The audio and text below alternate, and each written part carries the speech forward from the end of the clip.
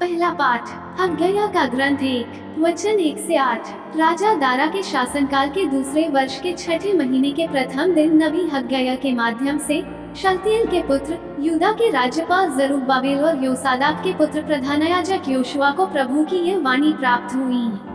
ये विश्वमंडल के प्रभु की वाणी है। ये राष्ट्र कहता है, अभी प्रभु के मंदिर के पुनर्निर्माण का समय नहीं आया है, किंतु नबी हग्गाया के माध्यम से प्रभु की यह वाणी सुनाई पड़ी। जब यह मंदिर टूटा फूटा पड़ा है, तो क्या ये समय तुम लोगों के लिए अच्छी तरह आच्छादित घरों में रहने का है? इसलिए विश्वमंडल का प्रभु ये कहता है, तुम अपनी स्थिति पर विचार करो। तुमने बहुत बोया किंतु कम लुनते हो, तुम खाते तो हो किंतु तुम्हें तृप्ति नहीं मिलती, तुम पीते हो किंतु तुम्हारी प्यास नहीं बुझती, तुम कपड़े पहनते हो किंतु तुम्हारा शरीर गर्म नहीं रहता। मजदूर अपना वेतन तो पाता है, किंतु उसे छेद वाली थैली में रखता है। विश्वमंडल का प्रभु ये कहता है, तुम अपनी स्थिति पर विचार करो। पहाड़ी प्रदेश जाकर लकड़ी ले आओ और मंदिर फिर बनाओ।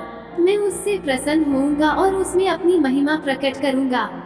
सुसमाचार संत लूकस 9:7-9। राजा हेरोद उन सब बातों की चर्चा सुनकर असमंजस में पड़ गया, क्योंकि कुछ लोग कहते थे कि यूहन्ना मृतकों में से जी उठा है, कुछ कहते थे कि एलियस प्रकट हुआ है और कुछ लोग कहते थे कि पुराने नबियों में से कोई जी उठा है।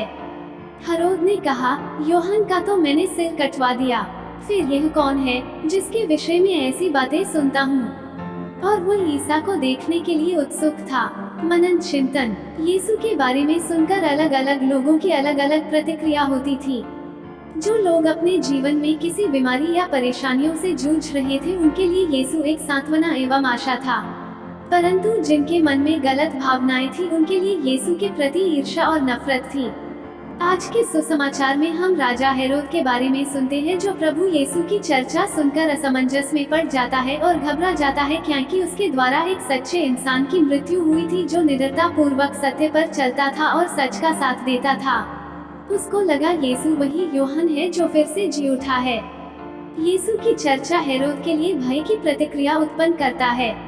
लोग चाहे कितना भी सत्य को मिटाना चाहे, परंतु सत्य मिटता नहीं, परंतु वह और भी प्रबल रूप में उभर कर सामने आता है। आमीन।